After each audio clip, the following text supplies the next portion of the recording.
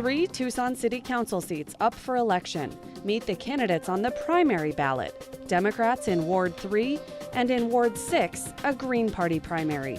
Hear their plans for Tucson. This is Metro Week.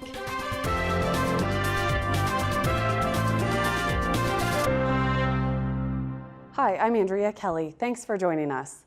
Today we'll review all the candidates in contested primary races for Tucson City Council. There are 3 seats up for election and 2 primary races for us to cover.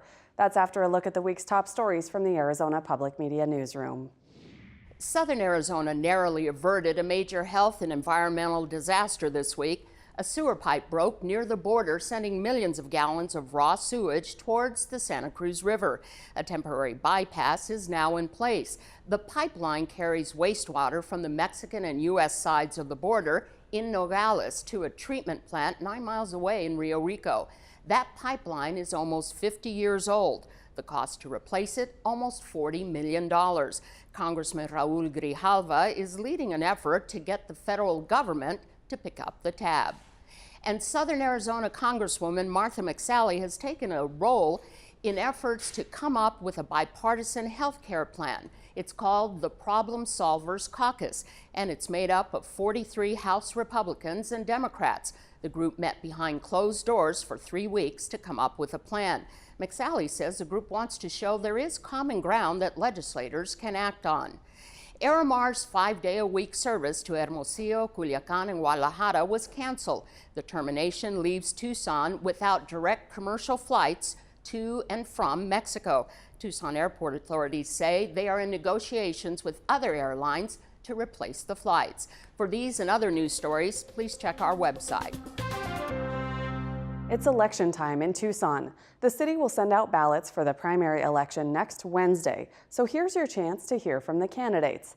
Now, only people who live in Ward 3 can vote in the Ward 3 Democratic primary, but one of these candidates will be in the citywide election in November, where all city voters can weigh in. Ward 3 is an open seat this year because Councilwoman Karen Ulick is not seeking re-election. The open seat has drawn 3 Democrats to the party's primary. Felicia Chu is a mom and middle school teacher. She says she's focused on sustainability and water issues, as well as creating community. She has been on the city's Citizen Police Advisory Review Board and is trained as a victim advocate. Paul Durham calls himself a solar energy advocate and wants to improve the quality of life in Tucson. He is a business lawyer and has an MBA in finance. Tom Tronsdahl is a small business owner and serves on the board of directors for the Arizona Center for Autism. He wants to build stronger ties with neighborhoods and empower neighborhood associations. He also wants to strengthen the city's relationships with nonprofits. Now for a chance to compare them. Side by side, all 3 candidates join me in the studio. We're going to start on the issue of transit. The city has subsidized from its general fund into the transit fund more than $46 million this year. Some people see that as a problem. Some people see it as okay. So I just want to start by asking each of you what would be the right way to handle transit financially and also managerially. And we'll start with you, Mr. Durham. It's very important that low and moderate income people have mobility, because without mobility, you can't have a job. So we need to provide some support for low and moderate income people to be able to get around town. Yes, it is a significant cost to our transit system. We are going to face some hard choices on transit. I would suggest that, in fact, I think parks and transit are the 2 next big issues facing mayor and council.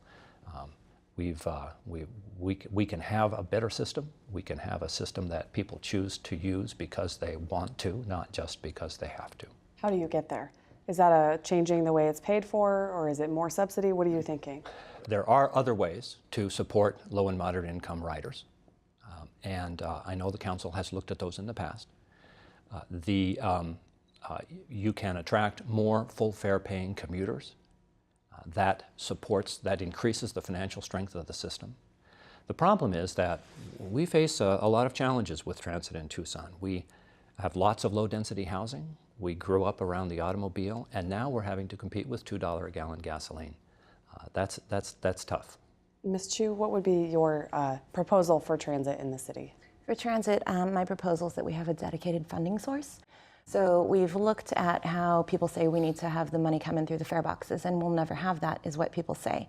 But in my research, I found out that there are some fare boxes that have really high income with it, maybe 60% or higher.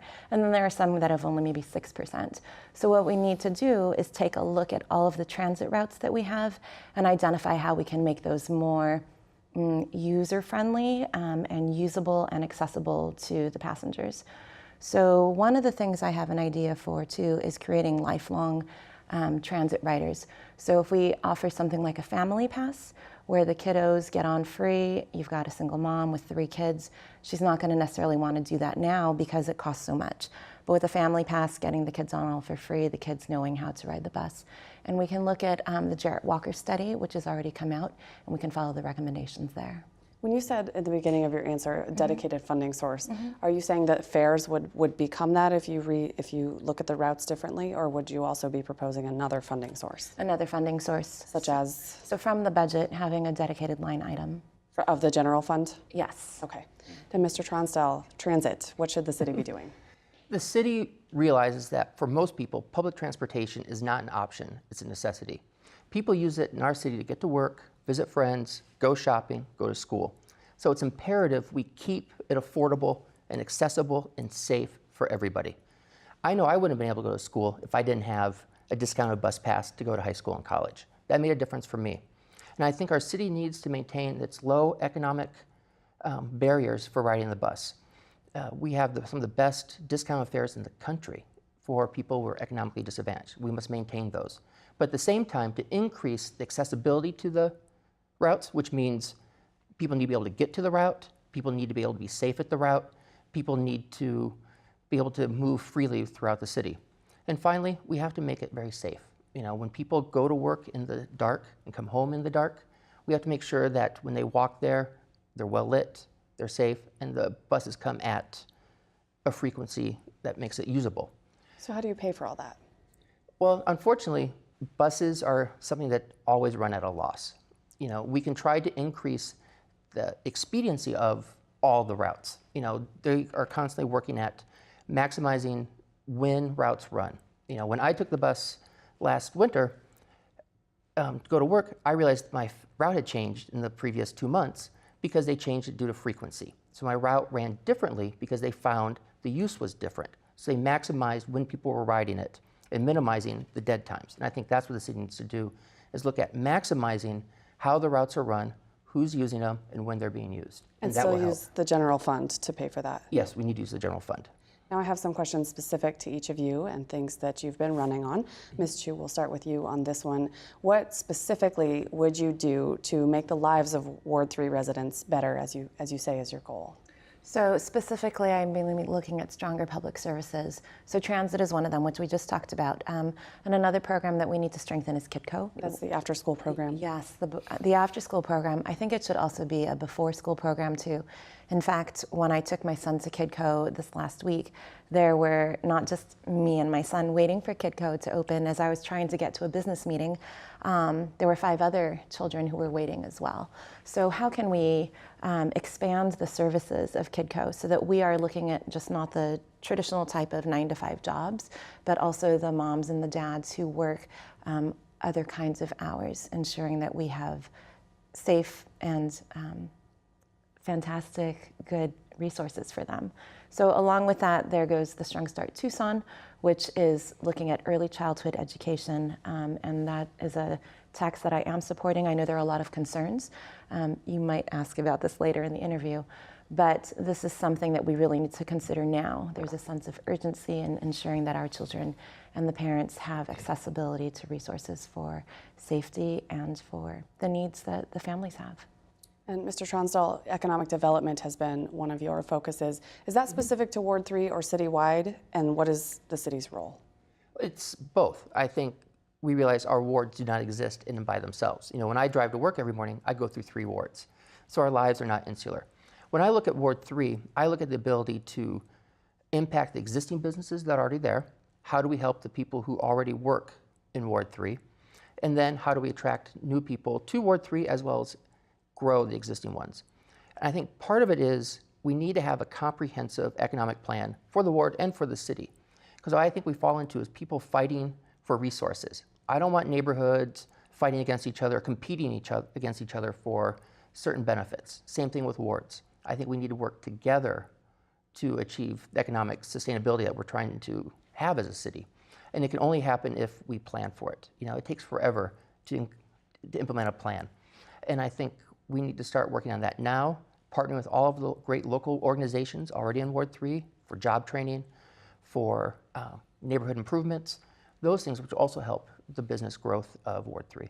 And Mr. Durham, you have a similar platform goal of increasing higher paying jobs. What specifically is the city's role in that? Andrea, I have a law degree and an MBA in finance. I've worked for over 2 decades advising businesses and helping them grow. I learned from that experience what is important to business. I want to use that knowledge in at least a couple ways. To strengthen our partnership with businesses already in Tucson, to help them grow and add jobs, and to help attract new employers to Tucson, bringing jobs that pay well. You know, everybody likes to talk about the Caterpillar deal, and you know, that was a coup for Tucson, but we had to pay some pretty significant subsidies to get them here. But I've been told recently that companies that do business with Caterpillar are looking to locate in Tucson because they want to be near Caterpillar. We're not going to have to pay any incentives to get them here because the incentive, Caterpillar, is already here. That's an example of how the momentum accelerates once you get it going. I want to ask each of you how the City Council would be different, would function differently, or priorities would change with you on it. And we'll start with you, Mr. Tronsdale, on this one. I think it'll be different with my position is because I bring a completely different perspective than we've had from Ward 3 in a long time. I think the fact that I've been in Ward 3 since 1983, living there with my mom, raising my family there, meeting my wife there, I have a very institutional knowledge of everything in the ward. But in addition to that, I own my own business. And having run my business for several years in Tucson, I have an understanding of how the city can help with businesses and support them and grow them as a local business.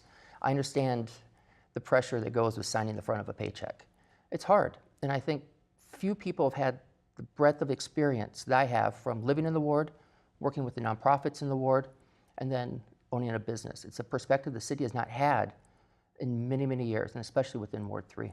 And again, the seat is open this year because the incumbent is not running, so there will be change here in Ward 3. So Mr. Durham, how will City Council be different with you on it? I sometimes have the goal for myself on the council of being as hardworking as Steve Kozacek and understanding the special problems of the ward as Karen has. So I'll try to combine those things. I believe that if I'm on the council, I will exchange a lot of ideas with other council members, exchange information. I tend to do my homework, and I believe that the council now is functioning a lot better than it did at times in the past. There is open exchange of information and ideas, good conversation, civility, and I credit Jonathan Rothschild for a lot of that improvement. And Ms. Chu, how would City Council be different with you on it?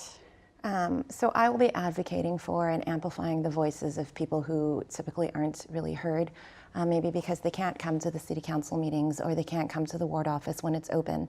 So I'll be bringing forth transparency, accountability, honesty to our community, which is, I think, something that people are really asking for. Yeah, as a single mom, as a working mother who's used a lot of these resources, I see a lot of the gaps that keep a good idea from reaching its full potential. So we've got lots of great ideas out there, and now we just need to have the steps that connect the idea to the people so that we can have it really be efficient and effective. We have just a minute left, so this last one I'm going to ask for maybe a couple sentences from each of you, and that is simply to state what is the biggest issue facing the city right now, and we'll start with you, Mr. Durham. I think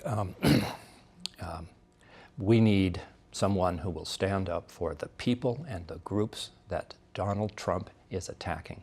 Many of those people and groups are right here in Tucson. If you're rich and white, you might be okay, but if you're anybody else, you're probably under attack by Trump. And I'm going to cut you so Ms. Chu can answer.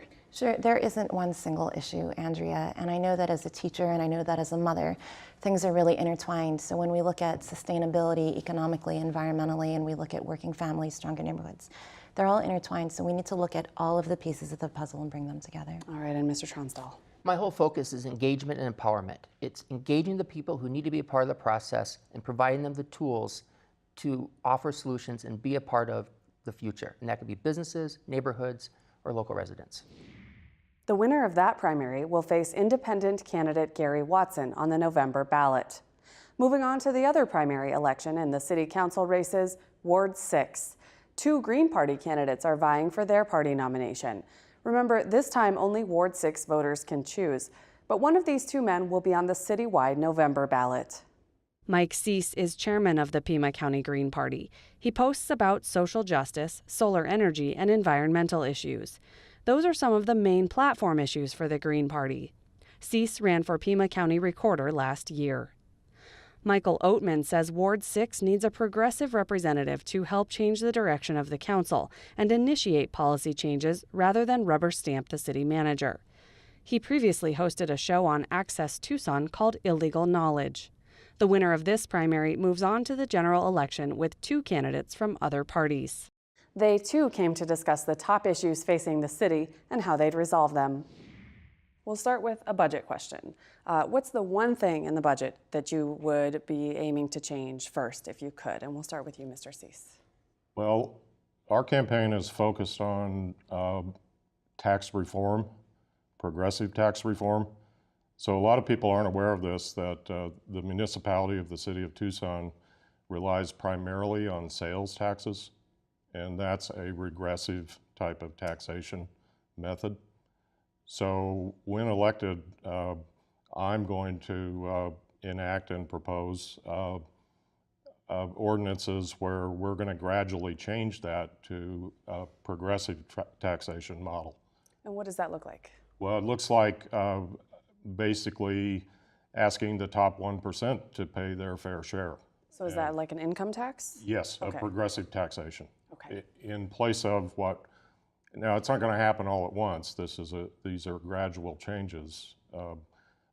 I had the privilege to serve on the Citizens Budget Advisory Committee many years ago, and budgets tend to put people to sleep. But budgets are actually moral documents, and they show what our priorities are as a community. So budgets are important. I'm pleased you asked that question. And Mr. Oatman, what is the one thing or the first thing that you would work on in the city budget? Well, in the city budget, the budget needs to be a larger document which supports more organizations. And to do that, the city council keeps saying that there's not enough pie to go around, that we don't have enough slices for everyone. I propose that we would expand the pie, that the city can make its own money for itself so that we can then pay for all these things. We don't even need to have sales tax. We don't need to have these things. So how would the city make that money? Well, what we can do is we can legalize and tax marijuana independently. We can do things like create the Copenhagen model and the Chattanooga model of gigabit Ethernet throughout the city using TEP. Tucson Electric Power spends a lot of money to have people go meter read. We can save that money by building infrastructure out into all homes to give people gigabit Ethernet access. What would be the city's role in that? They would contract out to carriers, and it would be the city's job to contract out to various corporations that would spring up due to the fact that the city would open up lines, and then the carriers, would go on and charge the customers a very nominal fee. And the city would get the revenue based on that yeah. And did you have a response? We've talked about this. I did There are want to many. share, There's more than just that. There are several more. Okay. I did want to share with your viewers one specific example. It was reported recently that the City Council allocated $5 million to a group called Core Civic.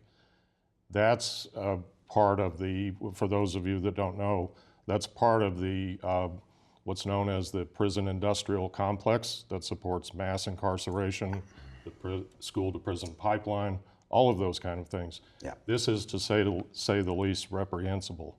Yes. So that's that's something you would eliminate from the budget, and you're on the same page. Definitely. We do not need to militarize the police. We're spending a lot of money on these things, and we don't need to spend money on those things. We can do recycling better. We can do water better. We can save a lot of money in all these areas.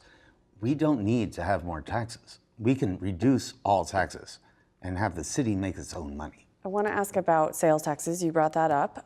The city voters recently approved a sales tax to pay for road work. So let me just ask a broad question. What is the best way to pay for road work? And you'll have the first answer, Mr. Well, okay. Well, I guess it follows on. Well, obviously you have federal and Pima County and state funding coming into Tucson streets, but other than that, what the city can do in terms of in its actual streets, we really need to think about our water. We need to think about how to do curb cuts, and so that when it rains, and rather than having the water flow down the washes, it can flow in locally. Off the streets? Yes, off the streets with curb cuts, and we can have a real garden. The other thing that I'd like to... How do you pay for that? Oh, you just cut out the curb. It doesn't cost very much. Well, the road transportation funding generally, how do you fix the roads if not a sales tax?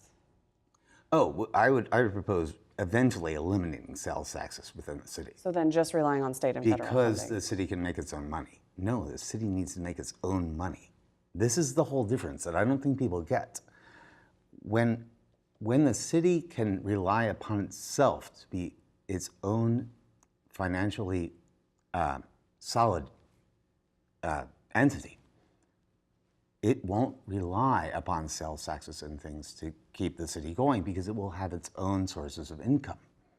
And everyone looks at the Democrats are wanting to tax, the Republicans want to cut services. We can have the services and also not have the taxes if the city can make its own money. And it's a question of how to do that. And it's about ideas. It's about the most efficient way of the city being its best thing that it can be.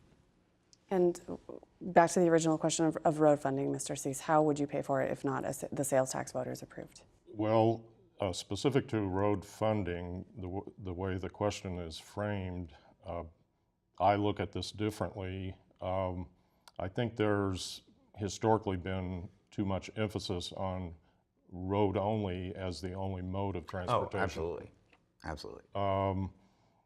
The funding is challenging because of something known as the HURF, Highway User Revenue Fund. The state pot of money for transportation. The state pot of money, and it mandates that you can't use that money, for example, to just maintain the roads. People talk about the potholes and that sort of thing. That's problematic, that being elected to the city council, obviously we can't change state legislative policy, or it's even embedded in the state constitution. But there are other mechanisms that we can address this. My campaign views transportation as a basic necessity. It's like funding for transportation. I think we should ask the question similar to, do we ask how we're going to fund fire and police services? You know, it's a basic service that should be provided for members of the community. Which are also being funded by the sales tax as well, in partially by the latest approved measure. Partially, yes. Correct. I want to ask a question that I hope informs voters who are going to get their ballots next week. You guys are on the same page about a lot of these issues. Yeah. So how will a Green Party candidate or an independent who can vote in the primary in Ward 6 distinguish between you? What are the differences between you? And we'll start with you, Mr. Cease. You mean in the primary race? In the primary, correct. Mm-hmm. Well, we we both have our own platforms. I can share with you some of the key points of my campaign's platform. One is to pass a $15 an hour minimum wage citywide. Other cities have done this. Seattle is probably the most well-known city that's done this. Study after study has shown that this is the single most important thing that you can do to improve the economy for all. Mm-hmm. We're going to pass a strong sanctuary cities ordinance, not just a friendly resolution, so that this community is an immigrant-friendly, welcoming community. We're also going to bring what's called a Green New Deal to Tucson. We're going to create thousands of clean energy jobs for Tucsonans. Those are the key points. I would like to mention too that my campaign is working with the Environmental Justice Task Force on the South Side, and that's an issue that's been here in this community for decades, and it's a serious issue, the water contamination with the TCE, and it was big about 30 years ago in the 1980s, and it's still with us, and it's a serious issue. And Mr. Oatman, how will voters distinguish between the two of you? Well, I agree with everything that Mike said. He's absolutely right. I would do the exact same thing. We do need a sanctuary city. We need not only that, but more infill development. And where there cannot be infill, we can have community gardening. We can bring the community together by creating a better feel just for the city itself. And yes, that involves creating more programs for the city. That involves, obviously, what we want to do is we want to allow Tucson to be the best Tucson that can be. Any specific ways to get there? Just name a couple of them. Oh, of course. All right. So if you have, let's take infill. Mm-hmm. There are many lots just sitting around, right? These can be turned into community gardens. They're walled off, they're fenced off, and the city owns most of them. If there isn't construction on them, it should be a community gathering place, and for growing vegetables, just for gardening. There are many ways to do this. Again, like all the things that you said, we need to be a sanctuary city. Absolutely. It is deplorable that there are, people, Rosa and there's many more, it's not just her, that are getting persecuted for. We can and constitutionally should take the steps to be a sanctuary city, and it is unfortunate that we're not doing that yet. We've got just about a minute left, so I want to have a real quick answer from both of you. And that is, and we'll start with you, Mr. Oatman, just what is the biggest issue facing the city right now, in your opinion? Well, I think it's really a lack of leadership. We're looking at, between the wards, you have,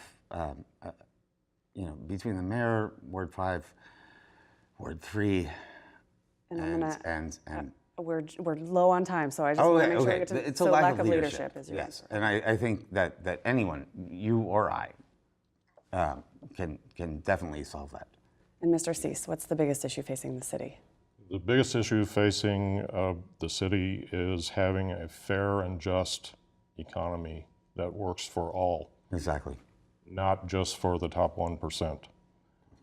And that includes, in the vision of my campaign, a sustainable energy future for all. The winner of that primary will face incumbent Democrat Steve Kozachik, who seeks a third term, and Republican Mariano Rodriguez, who is running for the first time. In Ward 5, Democrat Richard Fimbres is running unopposed. We'll have more from the candidates in the coming months. In the meantime, look for your primary ballot in the mail next week and send it back to the city by the August 23rd deadline. Thanks for watching.